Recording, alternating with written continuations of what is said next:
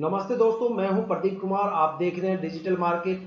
Video शुरू करने से पहले बता दूं कि वीडियो एक एजुकेशनल पर्पज के लिए है। अगर आप कोई भी फाइनेंशियल इन्वेस्टमेंट करते हो तो अपने फाइनेंशियल एडवाइजर से सलाह जरूर लें या फिर अपनी सोच समझ के साथ ही इन्वेस्टमेंट करें। अगर आपको स्टॉक मार्केट में कोई भी फाइनेंशियल लॉस होता है तो उसके लिए ये वीडियो रिस्पॉन्सिबल नहीं रहेगी। तो चलो दोस्तों, वीडियो शुरू करते हैं। आज हम बात करने वाले हैं Amara Raja energy and mobility limited stock के बारे में।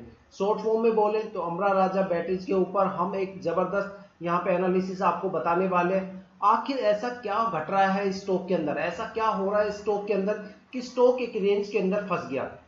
ना तो ये स्टॉक एक अच्छी खासी परफॉर्मेंस यहाँ पे दिखा रहा है, ना ही ये स्टॉक ज्यादा गिर रहा है। ऐसा लगता है कि स्टॉक एक रेंज के अंदर फंस गया है और उसी के अंदर अप डाउन का मूवमेंट यहाँ पे बना हुआ है। जो यहाँ पे अपर सर्किट इसका लगना था वो अपर सर्किट यहाँ पे लग नहीं पा रहा। अगर पिछले ईयर्स की परफॉर्मेंस देखे तो स्टॉक ने जबरदस्त यहाँ पे उड़ान भरी, लेकिन यहाँ पे आने के बाद लगता है कि उड़ान वहीं पे हवा में अटक गई है। अब वो आगे उड़ान कब भरेगा, कैसे भरेगा, या यहाँ पे ज्यादा गिरावट आपको देखने को मिलेगी। इसके पीछे दो सबसे बड़े फैक्टर हैं। उन दोनों फैक्टर्स के ऊपर हम बारीकी से बात करेंगे। उन फैक्टर पे मार्केट में काफी स्टॉक यहाँ पे लटके हुए हैं, ठीक है। लेकिन उससे पहले अगर आप YouTube चैनल पे बिल्कुल नए हो या वीडियो पे बिल्कुल नए हो तो YouTube चैनल को जरूर सब्सक्राइब कीजिएगा और बेल आइकन को जरूर क्लिक कीजिएगा, ताकि जो डीपली एनालिसिस करके हम आपके लिए वीडियो लेके आते हैं उनकी नोटिफिकेशन सबसे पहले आपको मिल सके, ताकि आप स्टॉक मार्केट के हर पहलू से रूबरू रह सके, अपडेट रह सके, अपग्रेड रह सके। तो देखो, बात कर रहे थे दो मेजर फैक्टर जो अमराजा बैटरी को एक जबरदस्त रेंज के अंदर फंसा के बैठे हैं कि ये स्टॉक के अंदर एक आपको अच्छी खासी परफॉर्मेंस जो होनी चाहिए थी वो दिखाई नहीं दे रही। इसमें से जो सबसे पहला फैक्टर है वो है इंडियन स्टॉक मार्केट से। उस फैक्टर के बारे में मैं आपको बताता हूं। देखो, सबसे पहला जो फैक्टर है वो है लिक्विडिटी को लेके। क्या होता है कि जो लीप ईयर है वो इंडियन स्टॉक मार्केट के लिए काफी अहम साल होता है, सबसे खास ईयर होता है, ठीक है। क्या होता है कि लीप ईयर के अंदर इंडियन स्टॉक मार्केट में और भारतीय बाजार में लिक्विडिटी को कंट्रोल किया जाता है।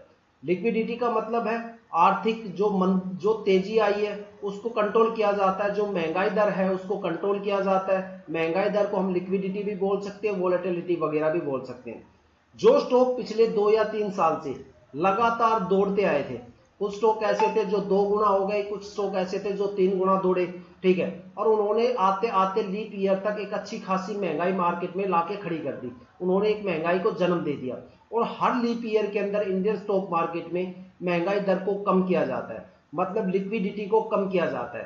तो क्या होता है, जब कोई भी स्टॉक 3 साल तक लगातार प्रोग्रेस करता है तो वहां पे वो एक लिक्विडिटी को जन्म दे देता है और लीप ईयर में उसको कंट्रोल किया जाता है। जैसे ही लीप ईयर को गवर्नमेंट कंट्रोल करती है तो मार्केट के अंदर एक आर्थिक तंगी आ जाती है और एक पैनिक हालात वहां पे बन जाते हैं। जो इन्वेस्टर्स होते हैं वो अपना पैसा डुबाना शुरू कर देते हैं और स्टॉक्स वहां पे गिरना शुरू हो जाते हैं, ठीक है।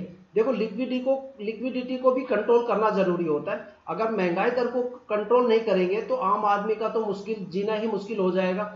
और जो लिक्विडिटी होती है वो केवल स्टॉक मार्केट के ऊपर ही फोकस नहीं होता। लिक्विडिटी जरूरी नहीं होता कि स्टॉक मार्केट को लेके होता है। लिक्विडिटी आम मार्केट के अंदर भी इंपैक्ट करता है। वही फिनोमिना आम मार्केट पे भी अप्लाई होता है, जहां से आप दूध, सब्जी या फिर फ्रूट वगैरह या अनाज वगैरह कुछ भी खरीदते हो तो उस महंगाई दर को गवर्नमेंट कम करती है लीप ईयर में, और लीप ईयर में लिक्विडिटी की वजह से स्टॉक डाउन आते हैं, ठीक है।